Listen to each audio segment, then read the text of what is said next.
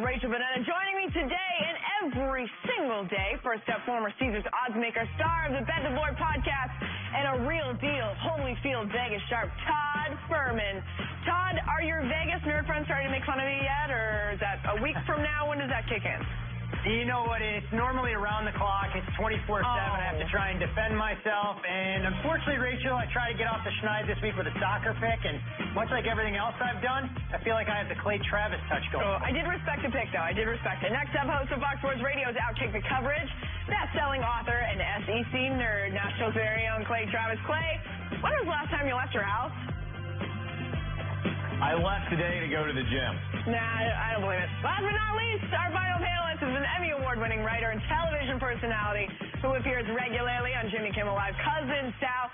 Sal, I hate to say it, but at 9 and 12, you might officially be our MLB expert.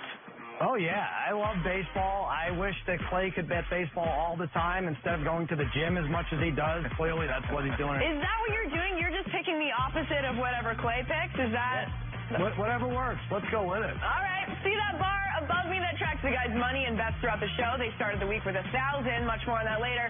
But first, let's talk us some sports, shall we? We call this segment Handicap in the Headlines. We start with the Cowboys. Well, not really the Cowboys, but Dez Bryant, who wants to play for the Cowboys. Again, Bryant responded to a fan last night with this tweet. I'll rather it be the Dallas Cowboys. If not, I'll be ready to play somewhere else. Sal, would Dez re-signing with Dallas improve their odds moving forward? What say you? Look, I love Dez, but this is kind of silly, him saying that he wants to come back and play for the Cowboys a few days after their offense finally breaks out. I mean, look at these passing numbers. Dak went for 255. I think he averages 166 in the air. This is like Trent Green saying, you know what, I'm ready to play quarterback for the Chiefs whenever you want to suit me up. But I don't think Dez is long for this team. Dak is in sync with Cole Beasley, with the Hearns. It's not going to be a Dez Bryant team. I think he should just be happy canoodling with Jerry Jones occasionally at a Beyonce concert. Whether it affects the line or not, I don't think it does. What a hot date night, by the way. It's pretty good, yeah. Yeah, this Cowboys offense has struggled. Dez Bryant isn't the magical elixir or a fix-all to suddenly take them from the 30th ranked offense in the league somewhere into the top 10. I mean, you look at Dez Bryant's stats throughout 2017, and he was average to a below-average receiver, expecting to be paid like a number one. He's not Julio Jones. He's not Antonio Brown. He's not Odell Beckham. I mean, Dez at this point in his career is at best a number two receiver, and he blended in perfectly with the Cowboys because that's all they have are bona fide number two receivers. Maybe Michael Gallup takes that next step, but Dak Prescott needs all the help he can get. I just don't think Dez Bryant is the guy to do anything for this offense. This is a messy situation. If he were really going back in time, I think he would sign with the Baltimore Ravens when he had that offer to begin with. Instead, he's sitting around now begging to be signed by anyone. I think it's a classic example of overplaying his hand. He's not that valuable. If he were that valuable, somebody out there would have already signed him. And I kind of feel bad for Dez because the only time he makes news now, even in the middle of the NFL season, is when he's out there tweeting. Yes. And it's a little bit ridiculous. The Battle of Texas is about to happen. I think he's feeling left out. It's unfortunate, but I don't think he makes any NFL team better, or he'd be on a roster right now. This is like the equivalent of Dez texting Dallas at 2 a.m. being like, you up? And then not responding. He got ghosted. All right, Packers quarterback Aaron Rodgers was not too impressed with the Green Bay offense after their home victory against the Bills. Rodgers shared some thoughts, but McCarthy doesn't seem too concerned. Listen to this. I think that's the most important thing. I've addressed everything I feel I needed to address Monday. So we are moving along, getting ready to beat Detroit. Todd, is Aaron Rodgers in Green Bay being favored by only a point at Detroit, a steal on Sunday? I'm not going to say it's a steal, Rachel, because this Packers offense hasn't looked its usual self over the last 2 weeks. I mean, Aaron Rodgers outside the NFL top 20 in passer rating. And the thing that's been, positive for the Green Bay Packers, their defense has risen to the challenge. Now, I know they fell flat on the road at Washington, but Aaron Rodgers will put this knee injury behind him. But if this defense is a sign of things to come and they get great play from their young defensive backfield, they get Clay Matthews to learn how you have to tackle a quarterback in 2018. This Green Bay team is flying under the radar. And when you look at their odds to win the Super Bowl at 18-1, I can actually honestly say they may have the best value in the NFC because I think they're the third most complete team behind the Saints and, of course, the Los Angeles Rams. They might be complete, but I like that Mr. Relax is freaking out a little bit here, and he should because in the beginning of the year, he's amongst the top 2 in the MVP odds race, and now he's down to 5th. He's tied, I think, with Brady at 10-1. There it is. There's the graphic. Why do I even need to speak? And listen, this is what he does. Like, the division rival Bears put up 48 points with Mitch Trubisky under center. That's got to freak him out a little bit when his team couldn't break 20 at home against the Bills. I don't like this spot for Packers, -1 at Detroit. I'll talk about this game more after this commercial break. Oh, no, Clay. No, we're not going into commercial. It's Clay. All right. Nice try, though. I actually think this is a sign that the Vegas doesn't believe in the Packers team. And if you go back and you look at their schedule so far, they beat the Bills soundly. Other than that, the 20-point comeback against the Bears, they haven't been very good, and they haven't been that impressive. And this is interesting, though, when you look at this line only being 1, given the history of Aaron Rodgers against the Detroit Lions. I believe we have a magic graphic to slide up here right now. Look at Aaron Rodgers against the Lions. He's 13-3. He's just made a living off of them. He's 11-5 against the number, 38 touchdowns, 4 interceptions. I'm not sure, other than maybe the Bears, if Aaron Rodgers has been more successful against any other team in the NFL. The fact that they are only a 1-point favorite seems like a trap line, because you guys know as well as I do that at 1 point, 80-90% of the money that's going to be bet on this game is all coming in on the Lions, and the line's still not moving very much. Again, this seems like a trap game. I'm thinking the Lions might win, and then we're going to come in on Monday and say, what in the world is the matter with the Green Bay Packers?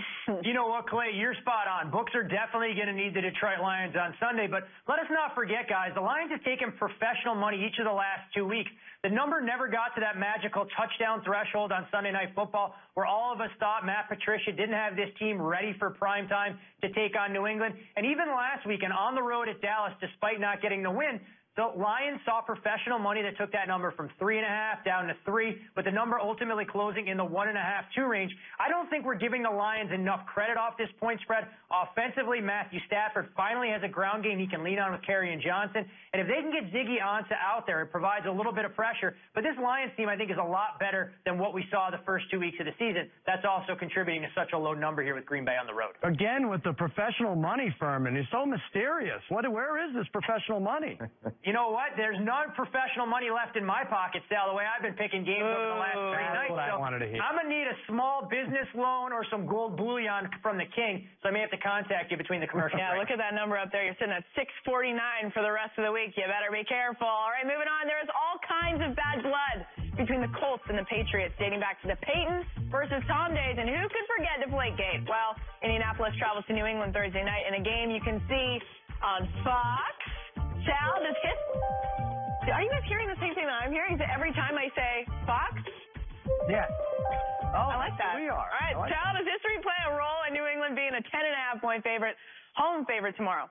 Well, we're going to see tomorrow night at 8:20 on Fox. So why even speculate? Let's just shut up and move on. Oh, wow. Fox I like again. We have some power. I am what they call an emotional bettor, and they say that's the best kind. And I think there is a lot of emotion in this game. Like, these two teams do hate each other. There is some carryover here. Obviously, you mentioned Deflategate. The Colts inspired that. And then Josh McDaniels leaves the Colts at the altar in the coaching carousel in the offseason. But here's what the Colts don't have. They don't have an a-hole like Bill Belichick, who likes to run up the score.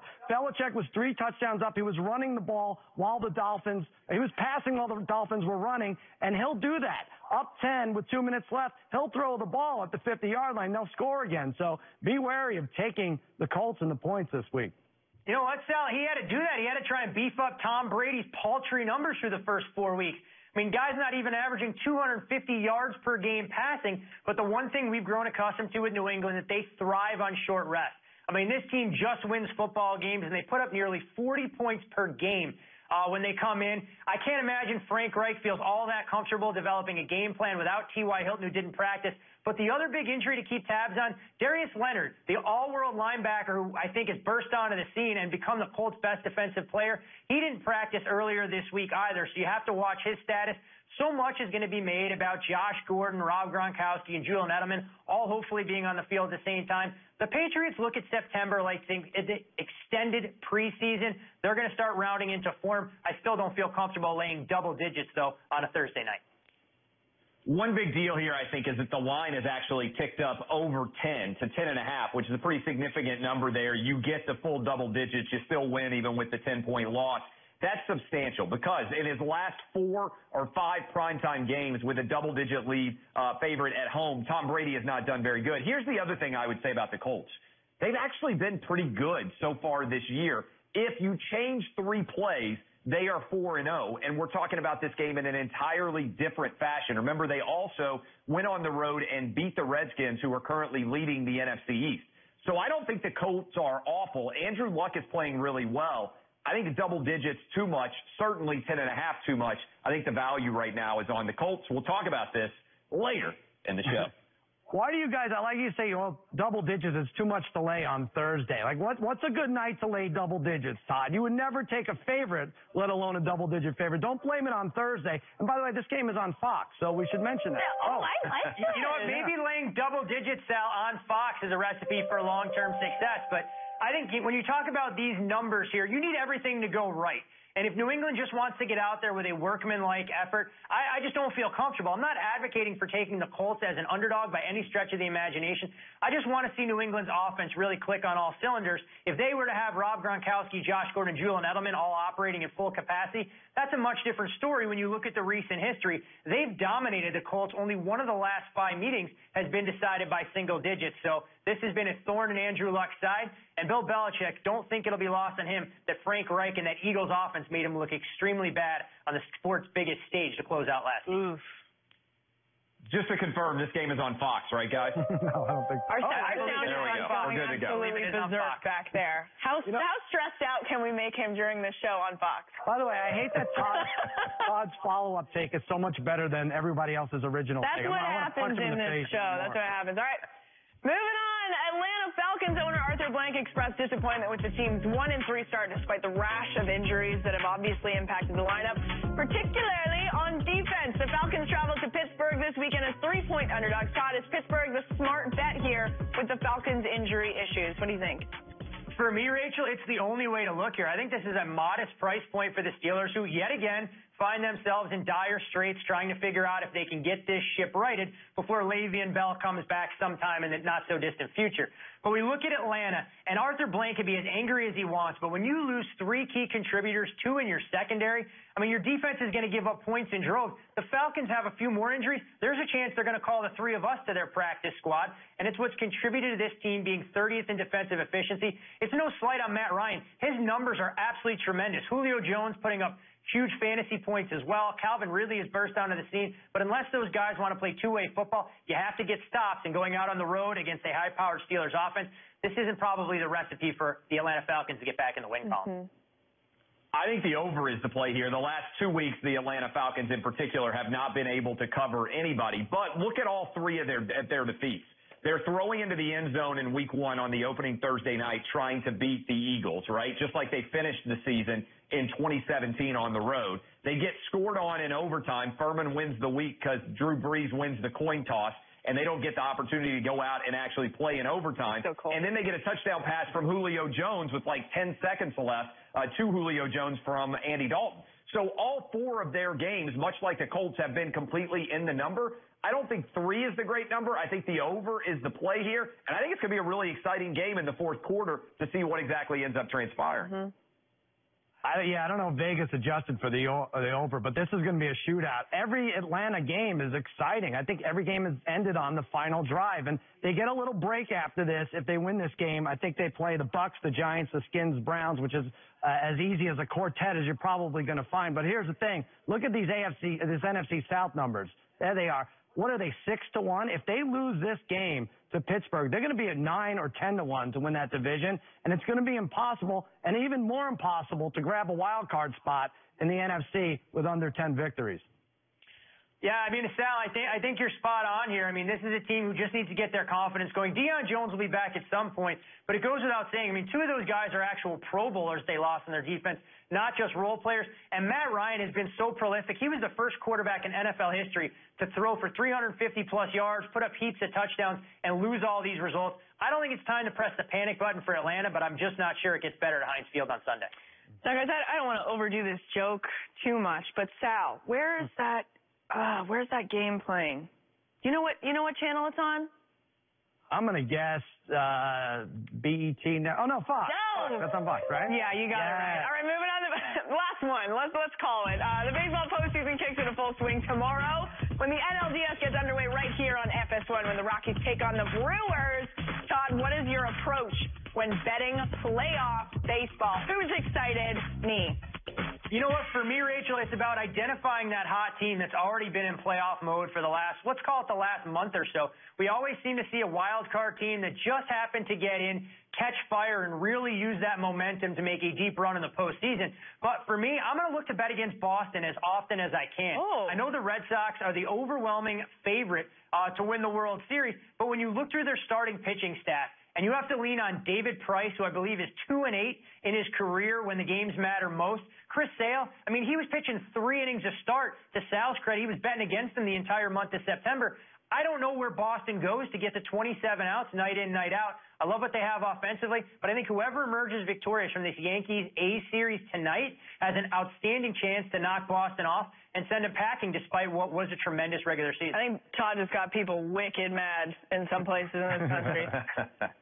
I love playoff baseball, but if that game last night were any longer, it would be Todd Furman's sideburn. I don't know how it went. Sal, I've tightened him up a little bit. I tightened him up with your advice. I Try to work on it. I changed the joke. I dismiss it altogether. I like betting the World Series matchups. You could get a rematch from last year with the Dodgers and Astros at 7-1. The favorite, I think, is the Red Sox and Dodgers at 6-1. But as Todd said, there's value in the Yankees, and that'll cut in half. 21-1, Yankees versus Brewers in the World Series. And, you know, that's the 2 hottest teams in baseball right now. So, I don't know. Or you could be like Clay and bet whether or not during a rain delay the grounds crew member will get caught under the tarp at 15-1. And he'll probably lose that one, too. I would probably lose that one, too. Look, what I'm looking forward to is the postseason arriving because the regular season for baseball has been a disaster for me. I don't know if we have graphical accompaniment of this, but my bet on baseball. I mean, think about how hard that is to go 0-13 in baseball. I mean, and I've tried to limit how many bets I've placed. The other guys have bet baseball a lot more than me. At this point, I don't even know what to do, but I got 2 good baseball bets coming. If you want to fade me, I wouldn't blame you in the next second. You know what's most embarrassing? Not even that Clay is 0-13, that the 3 of us, none of us is over 500 when it comes to betting baseball. Let's hope the postseason is a new lease on life. And all 3 of us will be able to turn things around. Clay is betting baseball. It's like Christmas morning for us. Just let us take it in. It's quite impressive that he's gone 0-13. Maybe even more impressive than the other way around. Just as hard to go 0-13 as 13-0. But you are trying to win, right? Did you guys bet just as hard. Did you guys bet the baseball game tonight? I mean, is there a chance we're going to get a baseball pick from both of you guys later on in the show tonight? Oh, a little teaser here. Yeah. Yes. Soccer. Yeah. And I want to apologize to the team that I am picking in advance. I feel awful for the Cubs. I feel awful for everybody who's been eliminated in the last several days after I picked them. Yes. All right. Programming note, Lock It In is on tomorrow after Rockies and Brewers. So look for us after that game. Things are a-changing, but we'll still be here. When we come back to Lock It In, 9 bets, 3 guys who all do what I tell them. And only one.